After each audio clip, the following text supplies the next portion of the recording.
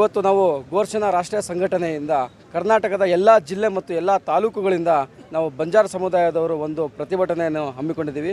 ನಮ್ಮ ಮಹಾತ್ಮ ಗಾಂಧೀಜಿಯವರ 155ನೇ ಜನ್ಮದಿನಾಚರಣೆ ಅಂಗವಾಗಿ ಇವತ್ತು ಒಂದು ದಿನದ ಉಪವಾಸ ಸತ್ಯಾಗ್ರಹವನ್ನು ಹಮ್ಮಿಕೊಂಡಿದ್ದೀವಿ.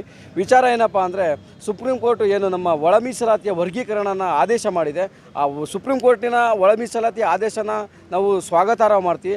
ಆದರೆ ಆ ವರ್ಗೀಕರಣದ ಒಳಗಡೆ ಏನಿದೆಯಾ ಮಾನದಂಡಗಳನ್ನು ದಯವಿಟ್ಟು ಕೂಲಂಕುಷವಾಗಿ ಪರಿಗಣನೆ ಮಾಡಿ ಅದನ್ನು ಗ್ರೌಂಡ್ ಲೆವೆಲಲ್ಲಿ ರಿಪೋರ್ಟನ್ನು ತಯಾರು ಮಾಡಿ ಆ ಮುಖಾಂತರ ವರ್ಗೀಕರಣ ಮಾಡೋದಕ್ಕೆ ನಾವು ಆಸ್ಪದ ಮಾಡಿಕೊಡ್ತೀವಿ. ಉದಾಹರಣೆಗೆ ಹೇಳಬೇಕು ಅಂದರೆ, ನಮ್ಮ ಬಂಜಾರ ಸಮುದಾಯದ ಜನರು ತುಂಬ ಉತ್ತಮ ಸ್ಥಾನದಲ್ಲಿದ್ದಾರೆ, ತುಂಬ ಮೇಲ್ಮಟ್ಟ ಸ್ಥಾನದಲ್ಲಿದ್ದಾರೆ ಅಂತ ಎಲ್ಲರೂ ಹೇಳ್ತಾ ಇದ್ದಾರೆ. ಅದು ನಮಗೂ ಖುಷಿನೇ ವಿಚಾರ ಖುಷಿ ಇದೆ. ಆದರೆ ನಮ್ಮ ಹಳೆ 2011ರ ಜನಗಣತಿ ಪ್ರಕಾರ ನಾವು ಆ ಜನಗಣತಿ ಮೊದಲು ಜಾತಿ ಜನಗಣತಿ ನಡೀಬೇಕು, ಅದಾದ ನಂತರ ಜನಗಣತಿ ನಡೀಬೇಕು. ಈ ಜನಗಣತಿಯ ಆಧಾರವಾಗಿಟ್ಕೊಂಡು ಒಳ ಮೀಸಲಾತಿಯನ್ನು ವರ್ಗೀಕರಣ ಮಾಡೋದಕ್ಕೆ ನಮ್ಮ ಯಾವುದೇ ಕೂಡ ಆಕ್ಷೇಪ ಇರೋದಿಲ್ಲ.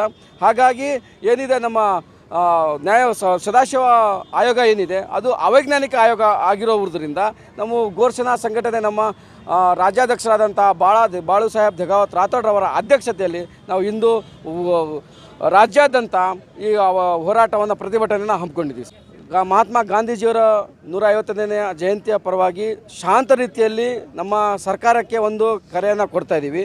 ಮುಂದಿನ ದಿನಮಾನಗಳಲ್ಲಿ ಇದನ್ನು ಸರ್ಕಾರ ಪರಿಗಣನೆಗೆ ತೆಗೆದುಕೊಳ್ಳದಿದ್ದರೆ ನಮ್ಮ ತಾಂಡಾ ಲೆವೆಲಲ್ಲಿ, ಹೋಬಳಿ ಲೆವೆಲಲ್ಲಿ, ತಾಲೂಕು ಲೆವೆಲಲ್ಲಿ, ಜಿಲ್ಲಾ ಲೆವೆಲಲ್ಲಿ ಉಗ್ರವಾದ ಪ್ರತಿಭಟನೆಯನ್ನು ಹಮ್ಮಿಕೊಳ್ತಾ ಇದ್ದೀವಿ ಅಂತ ಈ ಮುಖಾಂತರ ನಾವು ಸರ್ಕಾರಕ್ಕೆ ಎಚ್ಚರಿಕೆಯನ್ನು ಕೊಡ್ತಾ ಇದ್ದೀವಿ ಸರ್. ಇವತ್ತಿನ ಸತ್ಯಾಗ್ರಹ ನಾವು ಉಪವಾಸ ಮತ್ತು ಮೌನ ಸತ್ಯಾಗ್ರಹ ಅಂತೇಳ್ಬಿಟ್ಟು ಬಂಜಾರ ಸಮಾಜದಿಂದ ಮಾಡಿರೋ ಉದ್ದೇಶ ಅಂತೇಳಿದರೆ, ಎಲ್ಲರಿಗೂ ಯಾವ ಥರದ ಇದು ಇದೆ ಅಂತ ಹೇಳ್ಬಿಟ್ಟು ಗೊತ್ತಿದೆ. ಬಟ್ ನಮ್ಮ ಸಮಾಜದಲ್ಲಿ ಆ ಥರ ವ್ಯವಸ್ಥೆ ಇಲ್ಲ. ಪ್ರತಿಯೊಂದು ಯಾವುದಕ್ಕಾದರೂ ಮಹಿಳೆಯರು ಎಲ್ಲೆಲ್ಲೋ ದುಡಿಯೋಕೆ ಹೋಗ್ತಾರೆ. ನಮ್ಮ ಕಲ್ಯಾಣ ಕರ್ನಾಟಕ ಅಂತ ಹೇಳ್ಬಿಟ್ಟು ಹೇಳ್ತಾರೆ. ಆ ಭಾಗದಲ್ಲಿ ನೀವು ಬಂದುಬಿಟ್ಟು ನೋಡಿ, ಒಂದು ದಿವಸನಾದರೂ ಬಂದುಬಿಟ್ಟು ನೋಡಿ ನಮ್ಮ ತಾಂಡಗಳು ಯಾವ ಥರ ಇದೆ, ಅಲ್ಲಿನ ಜನಗಳು ಯಾವ ಥರ ಇದ್ದಾರೆ, ಮತ್ತು ಅಲ್ಲಿನ ಮಹಿಳೆಯರು ಯಾವ್ಯಾವ ಥರ ಇದು ಕಷ್ಟಪಡ್ತಾರೆ ಅಂತ ಹೇಳ್ಬಿಟ್ಟು ನಮ್ಮ ಗೋಳನ್ನು ಯಾರು ನೋಡಬೇಕು, ಯಾವ ಸರ್ಕಾರ ಅಂತ ಹೇಳ್ಬಿಟ್ಟು ನೋಡಬೇಕು. ಮತ್ತು ಸುಪ್ರೀಂ ಕೋರ್ಟ್ ಮಾಡಿರೋ ಆದೇಶಕ್ಕೆ ನಾವು ಯಾವತ್ತೂ ಇದು ವಿರೋಧ ವ್ಯಕ್ತಪಡಿಸಿಲ್ಲ. ಆದರೆ ಇವಾಗ ಈ ವರ್ಗೀಕರಣ ಅಂತ ಹೇಳ್ಬಿಟ್ಟು ವರ್ಗೀಕರಣಕ್ಕೆ ನಮ್ಮ ವಿರೋಧ ಇರೋದು. ಇವತ್ತು ಬೀದರಿಂದ ಚಾಮರಾಜನಗರವರೆಗೂ ನಮ್ಮ ಜನಾಂಗದವರು ಎಲ್ಲರೂ ಬಂದಿರೋದು ಇದೇ ಉದ್ದೇಶ, ವರ್ಗೀಕರಣ ಆಗಬಾರ್ದು. ಅಂದರೆ ನಮ್ಮ ಸಮಾಜದಲ್ಲಿ ಯಾವ ಥರ ಫೆಸಿಲಿಟೀಸ್ ಇದೆ ಅಂತ ಹೇಳ್ಬಿಟ್ಟು ಅವ್ರು ತೋರಿಸಬೇಕಲ್ಲ. ಅಂದರೆ ನಮ್ಮ ಜನಾಂಗದವರು ಮಕ್ಕಳನ್ನು ಮಾರ್ಕೊಳ್ತಾರೆ ಸರ್, ಆ ಥರ ವ್ಯವಸ್ಥೆ ಇದೆ. ನಮ್ಮ ಹತ್ರ ಮಹಿಳೆಯರು ಅವರವರ ಹೊಟ್ಟೆಯಲ್ಲಿ ಮಕ್ಕಳನ್ನು ಕೊಂದುಕೊಳ್ತಾರೆ.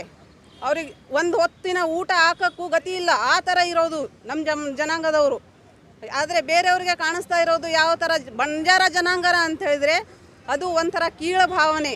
ಅದು ಯಾಕೆ ನಮಗೊಂಥರ ಇನ್ನೊಬ್ಬರಿಗೆ ಒಂಥರ ಅಂತ ಹೇಳ್ಬಿಟ್ಟು ನಮ್ಮ ಸಮಾಜದವರಿಗೆ ಎಲ್ಲ ರೀತಿಯ ಸೌಕರ್ಯ ಮತ್ತು ಎಲ್ಲರಿಗೂ ಸಿಗುವಂಥದ್ದು ನಮಗೂ ಸಿಗಬೇಕು.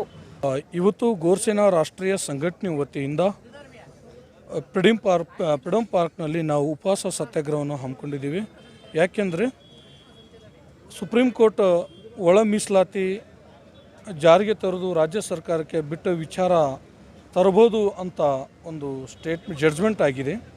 ಆದ ಕಾರಣ ನಾವು ರಾಜ್ಯ ಸರ್ಕಾರಕ್ಕೆ ಹೇಳುವುದಿಷ್ಟೇ, ಗೋರ್ಷನಾ ರಾಷ್ಟ್ರೀಯ ಸಂಘಟನೆ ವತಿಯಿಂದ ನೀವು ಒಂದು ವೇಳೆ ಒಳ ಮೀಸಲಾತಿ ಜಾರಿಗೆ ತರುವುದಾದರೆ ಮೊದಲು ನೀವು ಜಾತಿ ಗಣತಿಯನ್ನು ಮಾಡಿ, ಮತ್ತು ಎಸ್ ಸಿ ಕಾಸ್ಟಲ್ಲಿ ಬರ್ತಕ್ಕಂಥ ಎಲ್ಲ ತಳ ಸಮುದಾಯಗಳ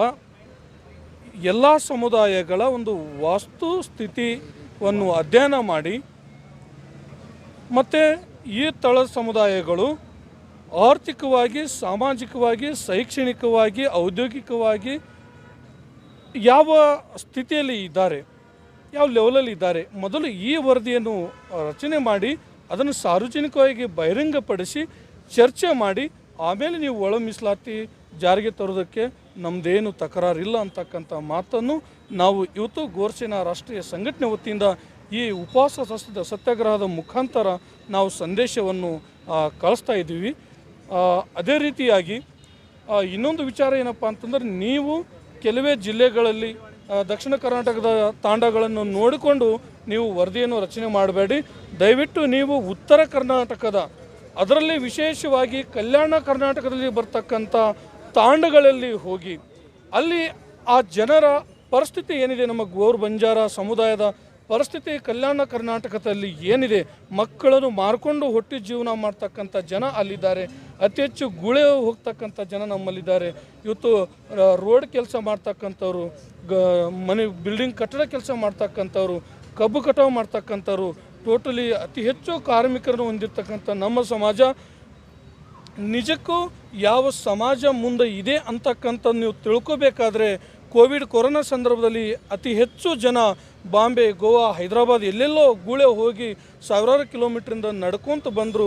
ಅವಾಗ ಜನರ ಕಷ್ಟ, ಎಷ್ಟು ಅಪಮಾನಗಳನ್ನು ಅನುಭವಿಸಿರ್ತಕ್ಕಂಥ ಒಂದು ಸತ್ಯವಾದ ಅಂಶವನ್ನು ಕೂಡ ಈ ಸಂದರ್ಭದಲ್ಲಿ ಹೇಳಿಕೆ ಇಷ್ಟಪಡ್ತಾ ಇದ್ದೀನಿ. ಅದಕ್ಕೆ ದಯವಿಟ್ಟು ರಾಜ್ಯ ಸರ್ಕಾರಕ್ಕೆ ಗೋರ್ಸಿನ ರಾಷ್ಟ್ರೀಯ ಸಂಘಟನೆ ವತಿಯಿಂದ ನಾವು ಕೇಳ್ಕೊಳ್ಳೋದು ಅಷ್ಟೇ, ನೀವು ಒಳ ಮೀಸಲಾತಿಯನ್ನು ಜಾರಿಗೆ ತರುವುದಾದರೆ ಮೊದಲು ಜಾತಿ ಗಣತಿ ಮಾಡಿ, ಎಲ್ಲ ತಾಂಡಗಳ ಎಲ್ಲ ಸಮುದಾಯಗಳ ಒಂದು ವಸ್ತುಸ್ಥಿತಿ ಏನಿದೆ ಅದನ್ನು ಅಧ್ಯಯನ ಮಾಡಿ, ತದನಂತರ ನೀವು ಒಳ ಮೀಸಲಾತಿಯನ್ನು ಜಾರಿಗೆ ತರಬಹುದು ಅಂತಕ್ಕಂಥ ಮಾತು ನಾನು ಈ ಸಂದರ್ಭದಲ್ಲಿ ಹೇಳಲಿಕ್ಕೆ ಇಷ್ಟಪಡ್ತಾ ಇದ್ದೀನಿ. ಜೈ ಗೌರ್, ಜೈ ಶಿವಲಾಲ್, ಜೈ ಭೀಮ್. ನನ್ನ ಹೆಸರು ಸೀತಾರಾಮ್ ರಾಠೋಡ್, ಗೋರ್ಸೇನಾ ರಾಷ್ಟ್ರೀಯ ಸಂಘಟನೆಯ ರಾಜ್ಯ ಖಜಾಂಚಿ.